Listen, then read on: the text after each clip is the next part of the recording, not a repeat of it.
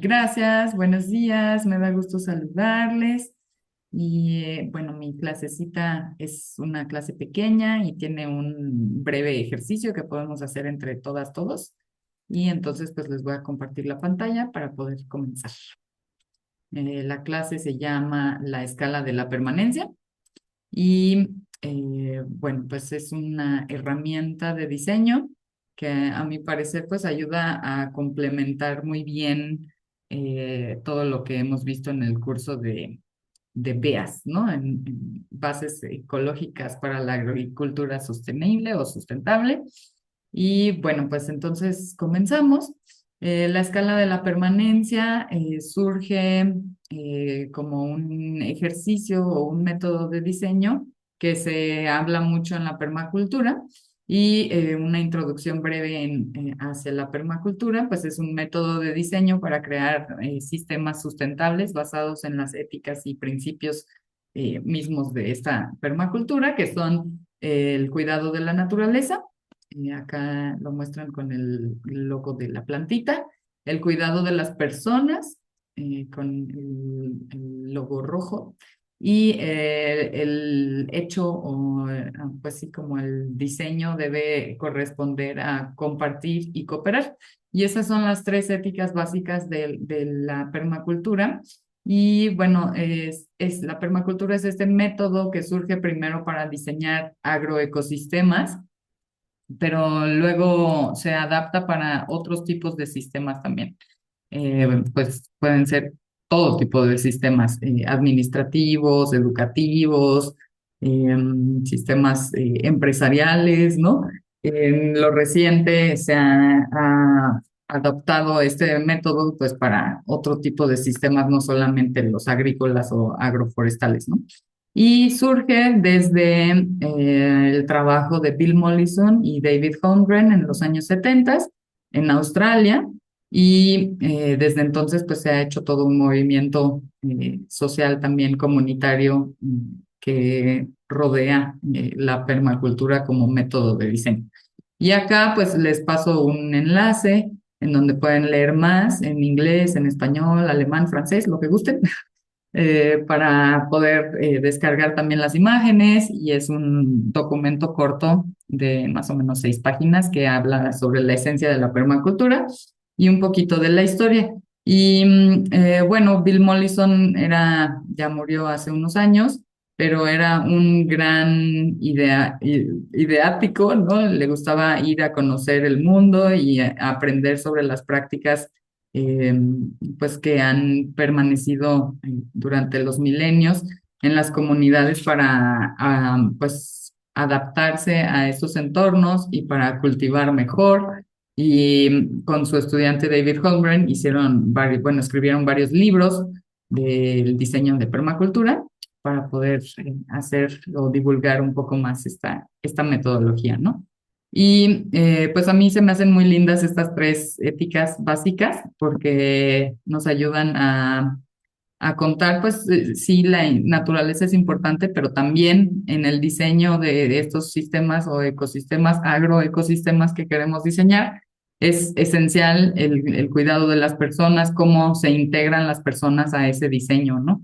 Y en muchas ocasiones, en especial pues el paisajismo y algunos diseños arquitectónicos olvidan este principio de el cuidado de las personas, ¿no? Cómo se integran no solamente las personas que pagan los diseños, sino también las personas que trabajan en esos ecosistemas, en esos agroecosistemas.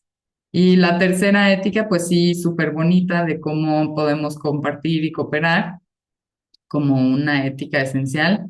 Y de ella se desprenden pues los principios de diseño, que ahora no voy a mencionar porque son un chorro. David Holmgren propone 12 y Bill Mollison integra otros más también, ¿no? Que tienen que ver con las actitudes, las conductas, los comportamientos.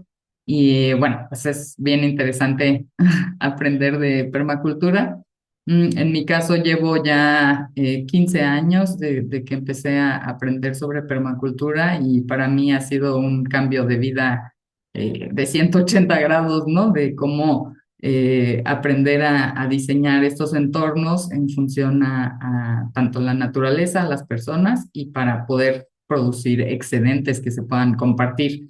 Y no tanto desde un punto de vista súper económico, o sea, sí para fortalecer las economías, pero no en un sentido extractivista o capitalista, que es lo que está degradando al mundo de esta forma tan ya irreversible, ¿no? Entonces, desde ahí, bueno, ellos se centran, ay, no sé qué pasó. Eh, Ellos se centran en la escala de la permanencia que propone T.A. Yeomans. T.A. Yeomans es un señor, fue un señor bien interesante. Él también vivía en Australia y pues él propone esta escala de la permanencia a partir de sus estudios en el diseño hidrológico que él propone como el keyline. Y es específicamente él lo hace para el manejo del agua, pero tomando en cuenta estos pasos en la escala de la permanencia, ¿no? En su sistema, bueno, Australia es un lugar súper seco, una gran isla que tiene poca lluvia, en realidad es muy desértico y allá es súper importante, bueno, la mayor parte de Australia, ¿no? El sur de Australia pues es bastante más húmedo y tiene selvas y bosques bien bonitos. Eh, He visto fotos, no conozco el lugar, pero bueno, a final de cuentas lo que Jomans propone es en su libro Agua para todas las granjas, propone un sistema pasivo de colecta de agua de la lluvia para poderla conducir en los terrenos de la forma más lenta posible para que se infiltre la mayor cantidad y para poder tener, ahora les muestro algunas fotos, eh, pues agua todo el año, no solamente cuando llueve. Entonces, en el lugar donde él vivía, llovía menos de 500 milímetros anuales, que es muy poco en realidad, que ya se considera semiárido. Y en la mayor parte del país, acá en México, pues tenemos climas similares, ¿no? Que es como del centro hacia el norte, en donde son desde árido o desértico completamente hacia pues semiárido, que es como donde yo estoy viviendo en Querétaro, en el bajío del país, en el centro, ¿no? Y bueno, la escala de la permanencia se construye a partir de, aquí lo grafican muy bien, de cómo hay elementos para contemplar en ese diseño que tiene que ver con cómo se pueden cambiar esos elementos, la energía o esfuerzo que esto requiere y su permanencia en el tiempo. Entonces comenzamos con el clima, que es lo que menos podemos cambiar o alterar, es lo que existe en la zona y nos vamos hacia abajo o hacia la menor cantidad de energía para poderlos cambiar y la menor permanencia. Entonces empezamos con el clima, luego vamos al paisaje o landscape, luego vamos al agua, que es lo que llueve y lo que hay en la región, y de ahí podemos ya hacer alteraciones un poco más sencillas que tienen que ver con los caminos, bordes, la vegetación, las estructuras que son edificios, luego otros caminos y bordes que son ya más pequeños, como por ejemplo enrejados o postes, etcétera. Y al final, al contrario de lo que hemos visto en nuestro curso, está el suelo, porque es el más fácil de modificar, de mejorar, de regenerar y de diseñar. Entonces, a partir de Yeomans han surgido otras pues adecuaciones a la escala de la permanencia que les muestro por acá. Bueno, acá las fotos primero, en donde podemos ver del lado izquierdo un diseño ya keyline en donde toma en cuenta pues la topografía o el paisaje para colocar en los puntos más altos de colección de agua bordos o presas y de ellas conducir el agua, por ejemplo, aquí está la más alta, y de ellas conducir el agua hacia las demás partes del paisaje. Esto, el método de keyline se puede aprovechar pues en paisajes grandes o pequeños, ¿no? En hectáreas o en medias hectáreas. Y también en algunas ocasiones, pues en jardines pequeños también lo podemos aprovechar cuando tienen una inclinación más profunda, ¿no? Y él se basó, a su vez, en los diseños milenarios que ocurren en Asia, en los arrozales por terrazas, en donde, si podemos ver en las fotos, pues está todo lleno de agua. Han hecho ya estudios bien interesantes sobre cómo transportar el agua de forma pasiva sin utilizar, por ejemplo, bombas o acueductos. Incluso los romanos tenían acueductos bien interesantes también, en donde no utilizaban energía eléctrica para transportar el agua, ¿no? Y acá, en vez de erosionar los suelos o degradarlos, los construyen a partir de este diseño bien inteligente de cómo manejar el agua, ¿no? En algunas partes de Asia, pues es excesiva el agua en los monzones, entonces también tienen que ser inteligentes para poder desaguar toda esa cantidad de agua que cae en 3 meses al año, ¿no? Y a su vez, pues tener sus cultivos, que no solamente eran de arroz, sino también peces y otros animales acuáticos, ¿no? Y pues este tipo de cultivos han permanecido ya por más de 4.000 años en la Tierra, entonces son bastante eficientes en su forma de diseño y en su forma de producir alimentos. Eh, entonces son muy bellos además para poder visitarlos. Tampoco los he visitado, pero es un sueño. Y bueno, ahora sí, estas otras personas han hecho modificaciones integrando otros elementos a la escala de la permanencia. Él fue mi maestro, Darren Doherty, tiene una plataforma que se llama Regrarians y que también es australiano. Y bueno, los primeros elementos que consisten en la escala de la permanencia de Yeomans están presentes hasta el número 8, en donde pues vemos que el suelo es el de los últimos elementos, pero él también integra elementos importantes que tienen que ver con cómo se va a financiar ese sistema y cómo o de dónde toma energía, ¿no?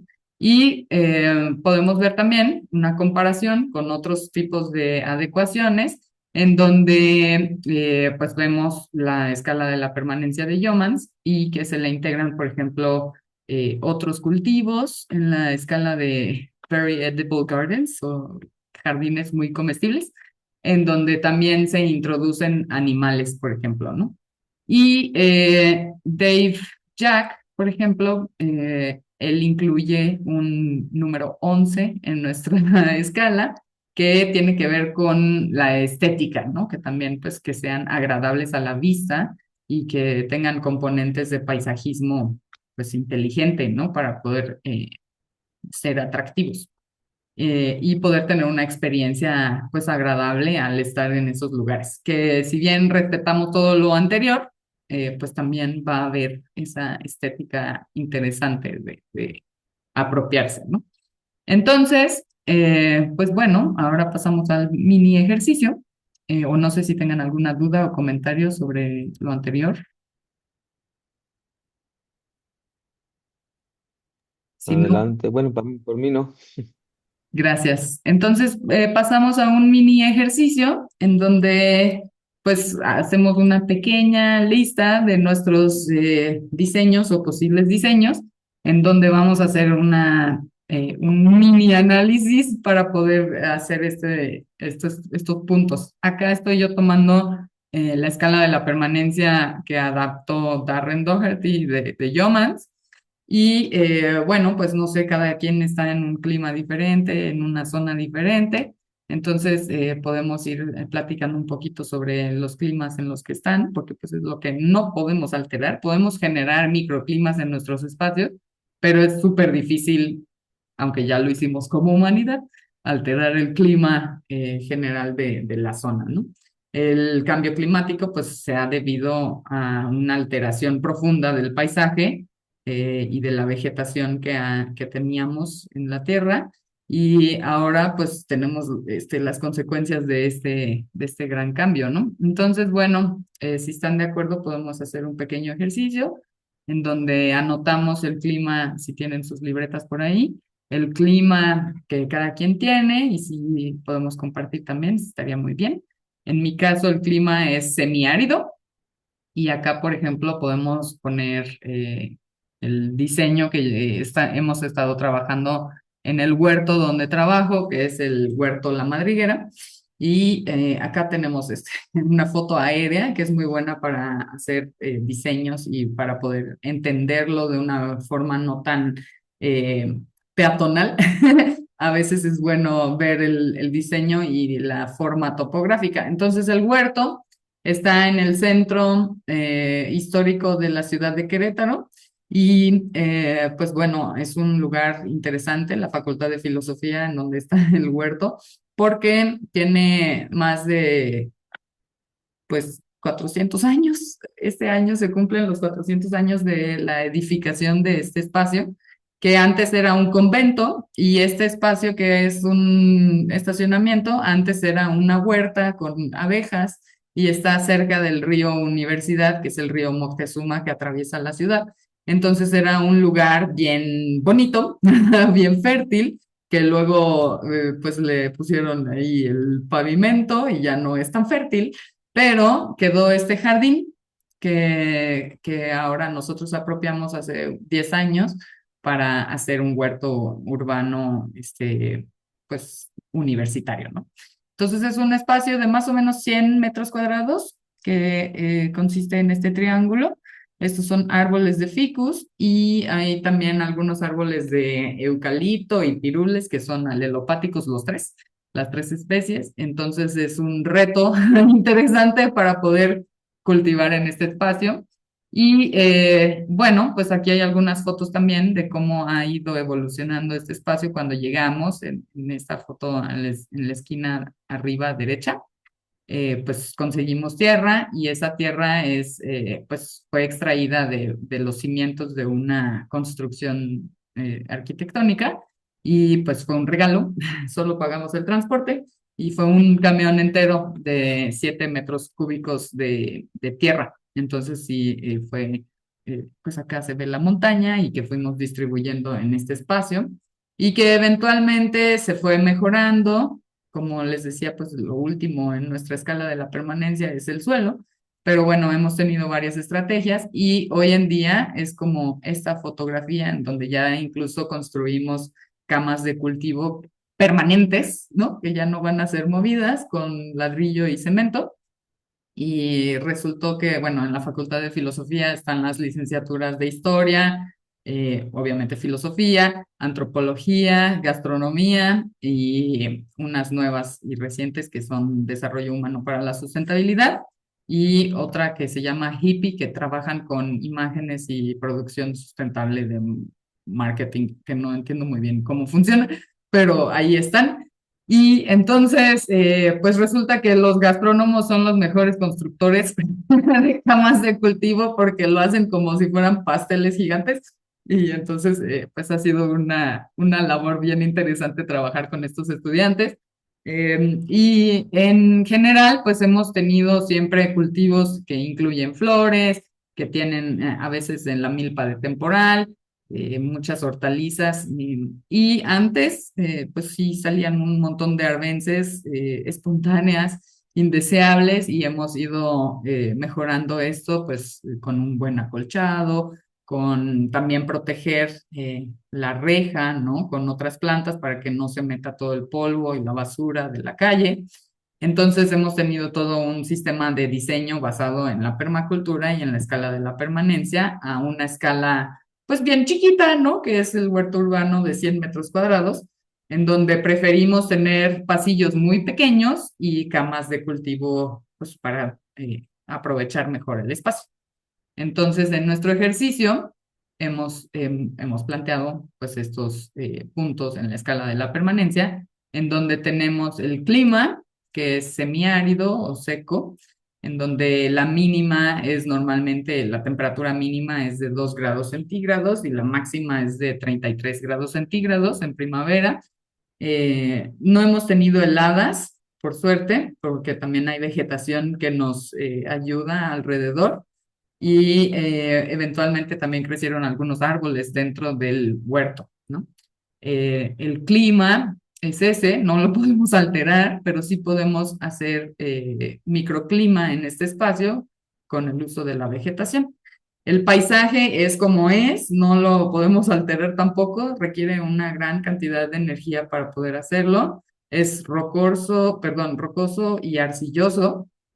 Y pues como está en el valle de la ciudad de Querétaro, pues es relativamente plano, no está de bajada como el huerto de Ron Nye y su familia, ¿no? Que es una súper pendiente.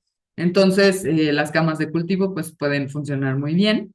Hay algunas colinas o cerritos, pero no hay como montañas enormes acá, ¿no? Igual el Bajío pues está elevado, es una planicie elevada y estamos a 1800 metros sobre el nivel del mar en esta zona, ¿no? Que es bastante elevado y por eso también corresponde el clima que tenemos acá.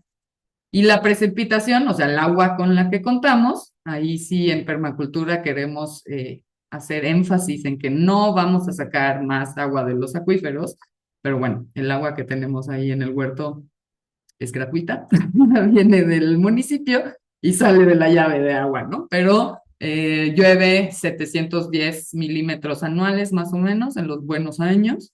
En otros años hemos tenido, en los últimos años, pues entre 500 y 600 milímetros porque ha sido una sequía prolongada y bastante intensa. Y pues el agua de la llave está clorada, entonces también tenemos una situación compleja ahí para los cultivos, ¿no? Hemos tenido que adecuarnos a esta agua porque no todos los cultivos son tolerantes al agua clorada y muchas veces hemos tenido que además poner cubetas o botes de agua para que se evapore el agua de cloro, ¿no? Más bien que se evapore el cloro del agua y ya poderla utilizar en los otros cultivos.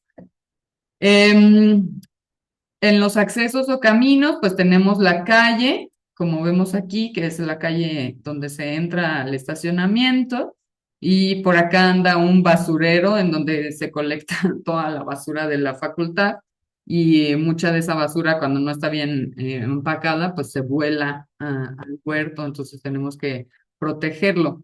Ahora les cuento cómo hicimos eso, porque si era demasiado polvo, demasiada mugre, y basura. Entonces, queremos que estos accesos, ahora estamos en un proceso de rediseño del espacio para hacerlo incluyente, que puedan pasar personas con discapacidad o incluso con sillas de ruedas. Y también se quiere integrar un sistema de biofiltro tipo humedal construido fuera del huerto. Entonces, bueno, los materiales para estos accesos o caminos han sido grava y tezontle, que ya era lo que estaba allí, y por lo tanto, pues también ha sido complicado establecer las camas de cultivo, porque debajo de las camas hay tezontle, grava y hasta abajo hay una capa de tepetate. Entonces, no prosperan muchos cultivos profundos, como el maíz, nos ha costado bastante trabajo, ¿no? Porque hay poco suelo en realidad. Tenemos ahorita en las mejores camas 30 centímetros de suelo, que es muy fértil ya ahora después de estas estrategias de regeneración de los suelos y de estarle integrando composta al menos 4 veces al año a las camas de cultivo y de poner acolchado permanente, ¿no? Para que no se escape la humedad. De vegetación, pues es la que queremos cultivar, pero también tenemos árboles perennes, o sea, caducifolios alrededor.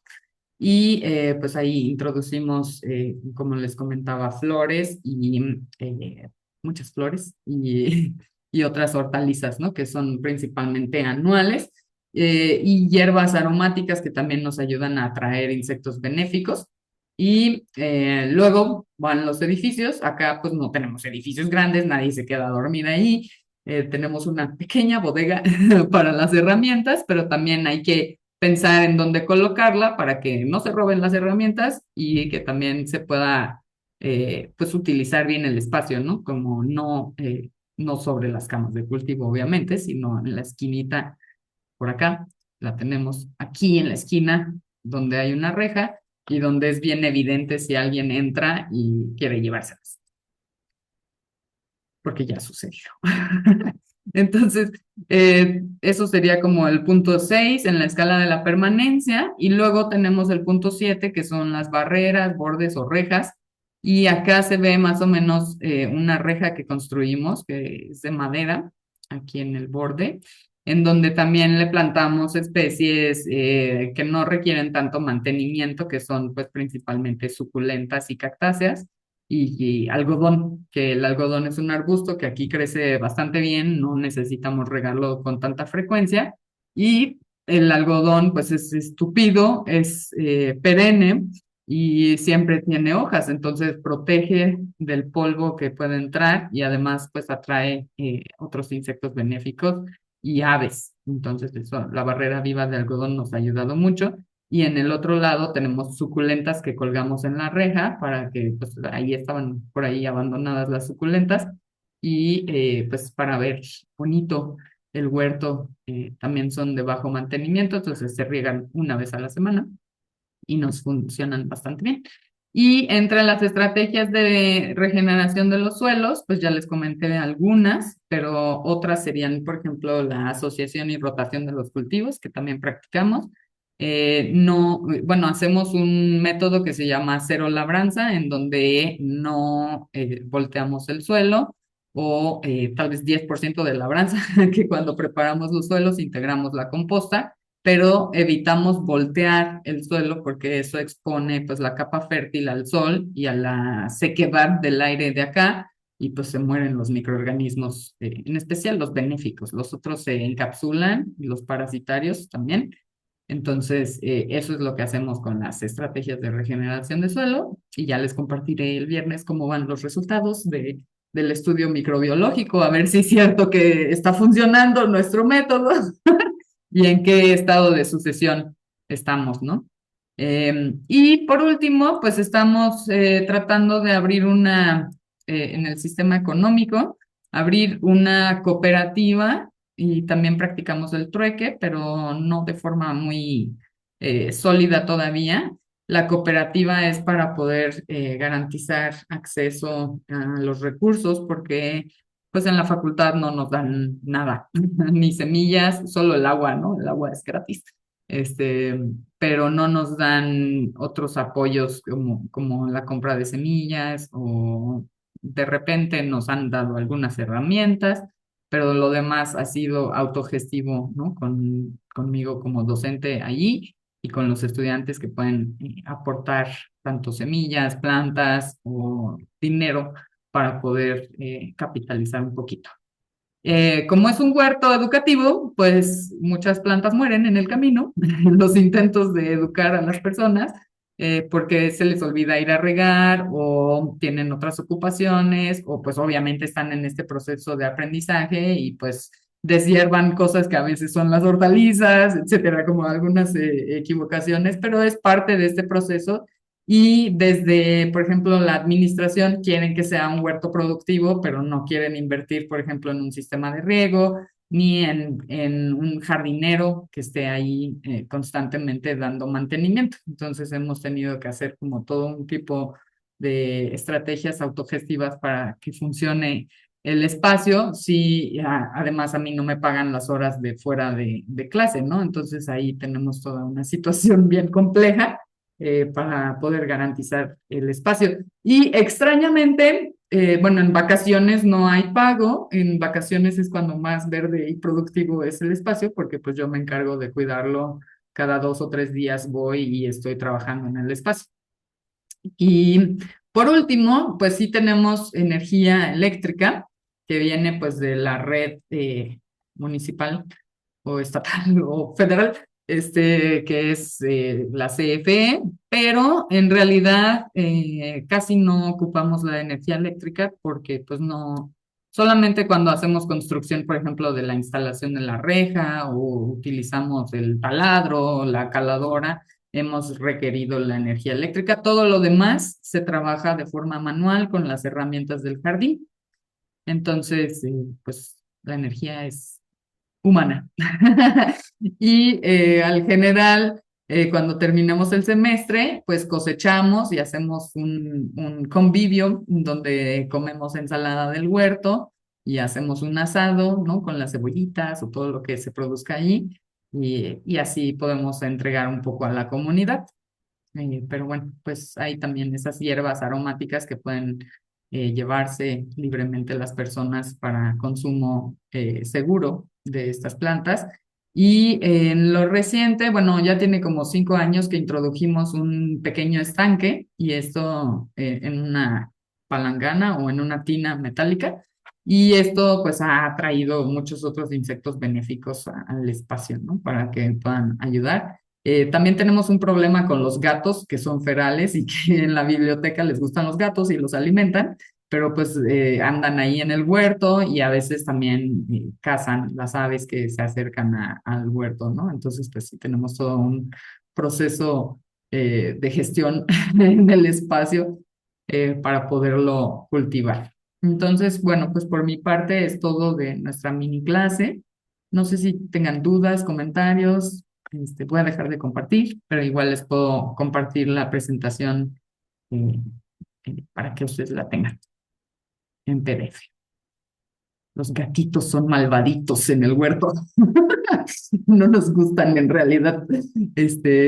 Bueno, a mí me gustan mucho como especie, pero dentro de las casas, ¿no? En los años recientes, pues he aprendido que los gatos no corresponden al huerto porque son súper buenos cazadores y son de los animales que más diverso comen.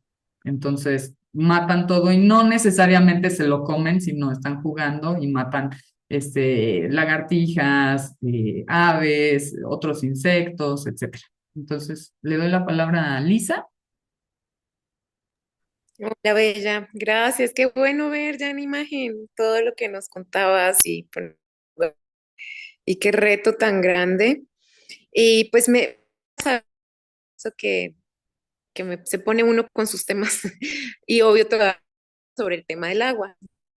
Porque pues tú dices, bueno, viene de la llave, viene del sistema que has identificado, como han visto, porque muchas veces esas aguas vienen oro con, ¿no? Que a veces luego pues puede que nos maten, que necesitamos.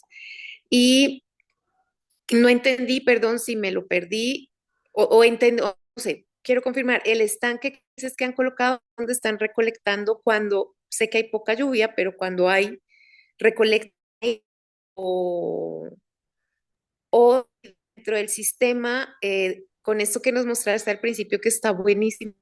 Quiero la presentación porque quiero profundizar en esto que nos mostraste. No tenía en el radar de estos sistemas de riego o riego controlado, no sé cómo lo explicas mejor tú, pero sí, es más en esos dos aspectos. Y un poco también como o sea, para entender este planteamiento es como tener estos componentes e irlos como desarrollando, ¿sí? Lo haces, se hace cada tanto, hay cambios, hay como un, no sé, o tienes como en un espacio donde lo vas ajustando o cómo, eso.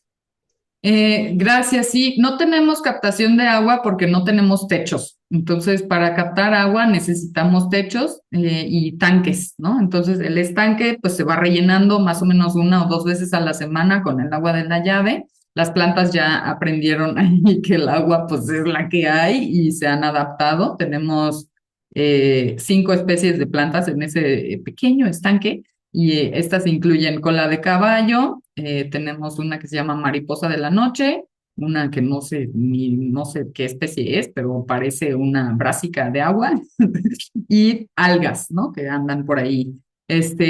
Nos gustaría introducir animales, pero por ejemplo los peces sí son muy sensibles al cloro, entonces, y a los gatos, entonces no podemos tener peces por lo pronto, tendríamos que tener un sistema y además las personas que visitan el huerto no todas están enteradas de cómo darle mantenimiento a este espacio, entonces por ahora está sin peces. Sí puede producir bastantes mosquitos, pero bueno, nos arriesgamos porque también atrae especies como abejas que están por ahí, anda una colmena por ahí muy silvestre y alejada, imposible de reubicar, y avispas que también pues hemos aprendido que son muy benéficas para el huerto, ¿no? También tenemos abejas de tipo abejorros y abejas de la madera que andan por ahí en el huerto y, pues sí nos ayuda. Hemos visto cardenales y otras aves que también andan por ahí, palomas de la ciudad, pero también otras aves bonitas, más silvestres que andan por ahí y que se han apropiado del huerto. Y lo que decía sobre el agua, hicimos una construcción en donde sí teníamos captación de agua, que va un poco de la mano para el manejo de los residuos sólidos de la facultad, que es un centro de acopio de materiales reciclables y ese techo sí tenía la capacidad, ahorita ya lo movieron de lugar, pero sí tenían la capacidad, era de 20 metros cuadrados y captábamos al menos 5.000 litros de agua por año, si llovía mucho, que sí podíamos utilizar libremente en el huerto, eran 7.500, era un tinaco de 2.500 litros. Entonces ese sí, sí lo podíamos aprovechar muy bien en tiempo de lluvias. Y ahí sí que dependemos de las lluvias en verano totalmente, ¿no? Porque pues es lo que hay de lluvia en los 3 o 4 meses de verano en donde podemos tener lluvia. Gracias, Lisa. Sí, les comparto la presentación. Armando. Sí, gracias por su presentación. Fue muy interesante. Y de hecho, también antes en Sí, permacultura, pero lo dejé. Y a mí me interesa igual lo que decía el agua. Me comentabas que sí tienen energía, ¿verdad? Sí, tenemos un Tienen energía. enchufe en Ok, la caseta ok. de vigilantes que está a un lado del huerto, en la entrada del estacionamiento, y ahí pues Um, conectamos una extensión y podemos usar um, la luz. Pero realmente no es necesaria, las clases suceden en el día, no tenemos que poner iluminación adicional, entonces pues funciona bastante bien sin luz por lo general. A lo que, bueno, a lo que voy es que, por ejemplo, ya ves que mencionas igual lo que te preguntó Lisa, del agua. El agua sabes que tiene cloro y bueno, no sabemos qué cantidad trae y pues afecta a todo, a las plantas, todo lo Ujú. que lo vayas a regar afecta. Entonces, y, mi idea es de que, por ejemplo, yo he visto en algunos cárcamos, los que bombean mucha agua hacia las ciudades, hay unos que son como una copa, así, Ujú. pero el agua sale para arriba, como una fuente, Ujú. ayuda a airear el agua y ayuda a sacar el. Entonces creo que sería a lo mejor en un tambo que tengan o algo pequeño, poner una bomba que esté aventando agua, una manguerita que Sí. la esté, que la esté aventando y con eso saca, entonces ya limpiaría el agua de cloro, entonces ya serviría para todo, ¿no? Entonces creo Sí, que en terrenos ayudaría. grandes, en especial cuando hay una diferencia de altura, al menos de 10 metros, se puede usar una bomba que es libre de gasto energético, que se usa el principio de Ariete.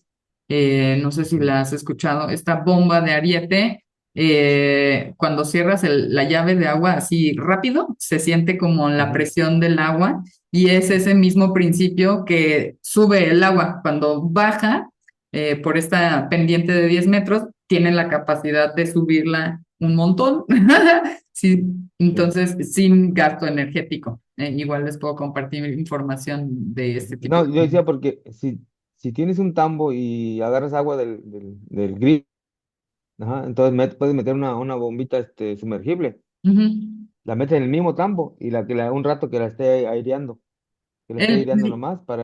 cuando llegamos al huerto querían hacer un sistema de hidroponía, pero nuevamente, Ah, o sea, no. fallido porque necesitamos el Sí. acceso constante a la energía eléctrica y en Luego. vacaciones cierran el switch, o sea, es como un relajo ahí, por eso hemos Ah, ok. preferido con sistemas que no utilicen energía eléctrica porque pues no tenemos un acceso constante Sí. digamos, confiable, ¿no? Para poder tener ese uso energético.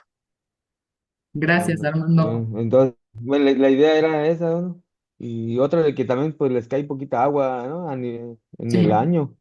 sí, es muy poca. Sí, Nosotros en es una un noche clima nos semiárido. traen, en una noche a nosotros nos caen 400 a veces. Sí, allá se Por eso inundan nos. más fácil. Sí, Sí. sí.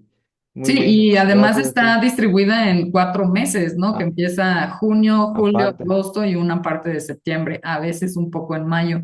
El resto del año, ahorita estamos en la época más seca y difícil, ¿no? Que empieza la primavera Sí, y que además se están provocando incendios en la ciudad, ¿no? Entonces es un reto bien grande. es otro punto. Sí, y por eso a necesitamos batallar con el agua. acolchados gruesos, ¿no? Que pueden mantener la Sí, humedad en el suelo. humedad. Ujú. Oye, sí tiene árboles, ¿verdad? Donde estás, ¿verdad? Algunos Y eso sí. también ayuda a que haga un microclima y no haya tanta evaporación del suelo. Sí, tenemos árboles también dentro del huerto que son de copa no tan frondosa, que nos ayudan a cubrir un poquito en las horas de más sol, Ya, pico. Ok. sí, Gracias. y que son leguminosas y que además están manteniendo pues la fertilidad del suelo. Gracias, Armando. Elizabeth, Sí, gracias. Hola, hola Astrid. Me gustó tu bueno, nada más como comentario, me parece muy buena aportación. Es rediseño de permanencia, algo así. Es una técnica. Esa es una. Bueno, me agrada porque creo que con eso nos podría ayudar o aportar esta forma de cómo nosotros podemos ver nuestro sistema, ya sea agrícola, forestal y ver, o sea, con todos esos elementos poder ver qué sí tenemos y qué no tenemos. Entonces, por ahí como que eso, pues, o sea, me ayudaría, en mi caso, me ayudaría a ver el contexto de aquí en donde me encuentro en Tabasco. Bien, pues sirve, como dices tú, para todo tipo de sistema, pero o sea, de lugar, evaluar, o sea, buscar qué indicadores o cómo podríamos analizar, o sea, el contexto para mí me parece muy buena aportación porque creo que de todo el curso pues vamos aprendiendo y ahorita es como vernos un poquito más, o sea, analizar qué sí tiene nuestro espacio y qué no tiene. Muchas gracias.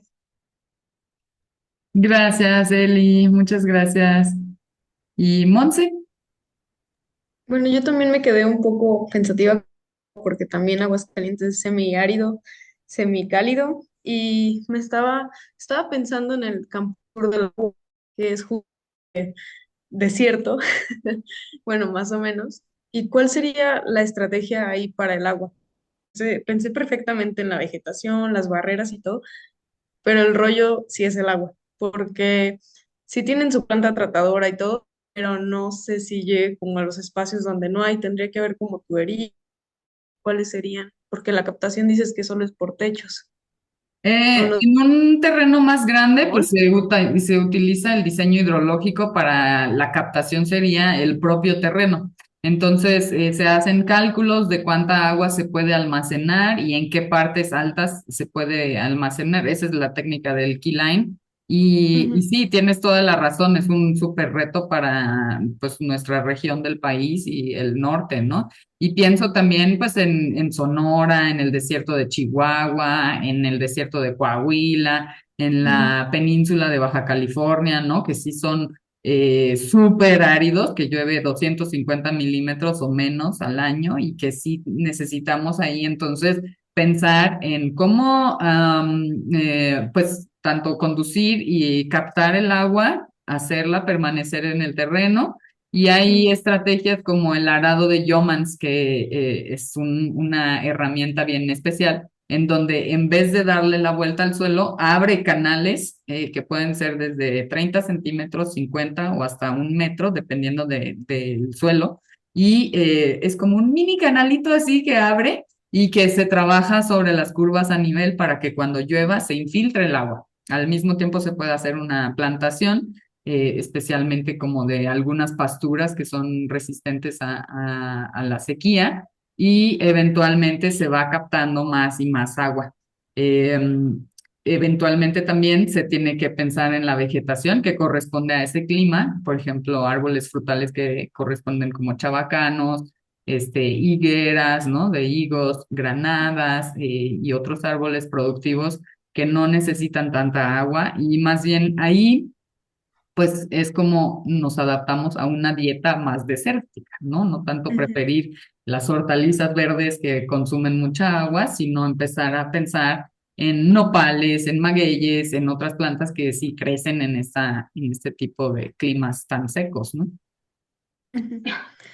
Y bueno, por último, ¿cómo le hiciste para que gustara como ese proyecto? ¿O cómo lo propusiste? Simplemente dijiste, ay, hay que hacer un huerto. No, en realidad los estudiantes, antes de que llegara yo y mi colega con quien trabajo en este espacio, ellos ya habían iniciado el proyecto y querían hacer el huerto hidropónico.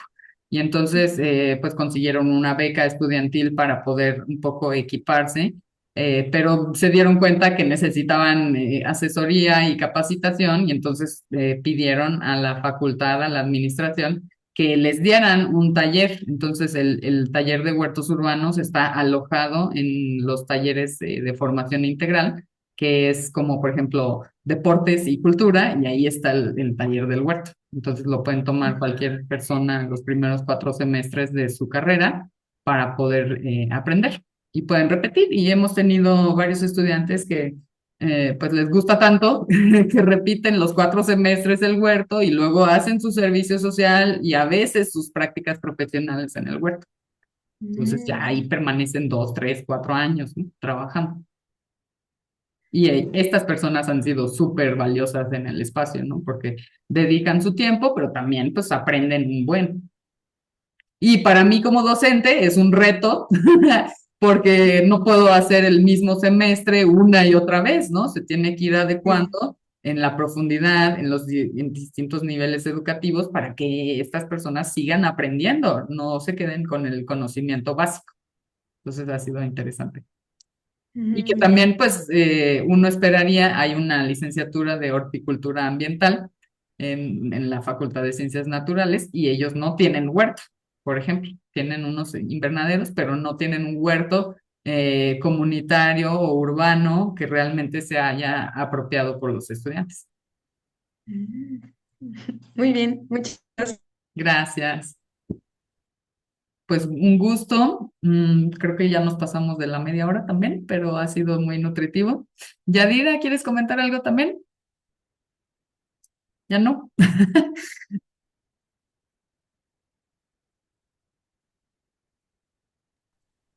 Sí. Sí, Hola, buenas tardes. Buenos días todavía. buenos días. Quería preguntar, estaba muy bonito el tema. En cuanto, tal vez me hizo falta un poco poner atención en cuanto a los ingresos y a los egresos, si hay alguna forma de captar ingresos que tengan ustedes o todo es vía la universidad, herramientas, o mencionabas los de la beca, ¿no? Sus becas o esta parte fluctúa un poco el dinero. A mí me preocupa porque, bueno, Ecosur tiene por ahí sus presupuestos, ¿verdad? Contemplados para ir a hacer, pero también que el trabajo sea permanente y quede como sustentable. Ujú. Si quisiera saber cómo le hacen ustedes. Pues gran parte ha sido mi necedad de estar ahí y de trabajar con un ingreso súper pobre, porque casi que tengo que pagar yo por dar la clase. Realmente ha sido amor al arte y no tanto pues los ingresos, ¿no? Yo tengo una casa de semillas o tipo biblioteca de semillas desde el 2008 y yo pongo las semillas casi siempre, ¿no? Al inicio del semestre, pues les vendo el manual de huertos urbanos que yo escribí y con eso podemos comprar un poco de materiales para, en especial para las plántulas, ¿no? Para crecer, germinar las semillas y la mayor parte de las herramientas, pues yo las voy y las llevo y las traigo y así, ¿no? Entonces, pues sí, nos hemos encontrado con que la administración pues no le interesa mucho pagar a pesar de que el huerto necesita más o menos 3,000 pesos al mes, perdón, al semestre, que es un costo muy bajo, en especial porque no tenemos que pagar el agua, ¿no? Si no, sí se elevarían los costos bastante más. Y aún así, pues hemos tenido pues una bitácora para registrar como los consumos de agua, más o menos hacer un porcentaje de rendimiento, pero es un rendimiento muy bajo, ¿no? El mejor rendimiento que hemos tenido ha sido 5 kilos de cosechas por metro cúbico de agua, que es súper bajo el rendimiento, pero otra vez insisto, ¿no? Que es un huerto educativo en donde muchas plantas mueren porque no hay ese seguimiento hasta que ya lo aprenden y tienen la disciplina de ir a regar entre semana, ¿no? Entonces hemos tenido que adaptar los cultivos, preferir cultivos de bajo mantenimiento para poder cosechar, porque si no, o sea, el maíz es difícil, ¿no? Solo tiene que ser de temporal. Las calabazas también son complicadas, tenemos pues más que nada frijoles que son muy resistentes y algunas especies como arúgulas o lechugas, en especial las lechugas rojas nos han funcionado porque pues reflejan los rayos infrarrojos, ¿no? Que es el calor. Entonces esas son las especies que hemos estado prefiriendo. Berenjenas, algunos chiles y las hierbas aromáticas que son de clima mediterráneo como el romero, tomillo, la albahaca perece luego, pero la salvia, por ejemplo, son de cultivos que sí aguantan el calor y lo seco. Pero hay un análisis que hicimos, participamos en un capítulo de un libro que es de huertos en educación superior y ahí sí decidimos publicar como los gastos, ¿no? Y en 8 años hemos gastado más o menos 100,000 pesos para poder darle vida a este espacio, ¿no? Que tanto es autogestivo como un poco ahí incluye las horas de trabajo de varias personas, ¿no? Como jornadas laborales. Entonces también si gustan les comparto el capítulo para que le echen ojo y puedan ver como los costos, porque poca gente realmente publica esa información y no es accesible, ¿no? Como cuánto realmente se gasta en un espacio así. Y, por ejemplo, el taller de voleibol gasta más dinero que el taller de huertos, ¿no? Que tendría que, pues, o sea, equipararse. Un balón cuesta 800 pesos, ¿no? Entonces, 5 balones, pues ya van 3,000 pesos ahí, ¿no? Entonces, pues sí es interesante ahí hacer la comparación. Pero bueno, pues les agradezco mucho su atención, su participación, que vinieran acá y les comparto pues la presentación ahí en el grupo. Gracias. Y si no Gracias. les molesta, subo esta grabación a mi canal de YouTube para que lo puedan ver cuando gusten. Sí, Bueno, pues un nomás gusto. nos pasas el link. Sí, Gracias. muchas gracias. Nos vemos el viernes de Gracias. nuevo. Dale. Bye.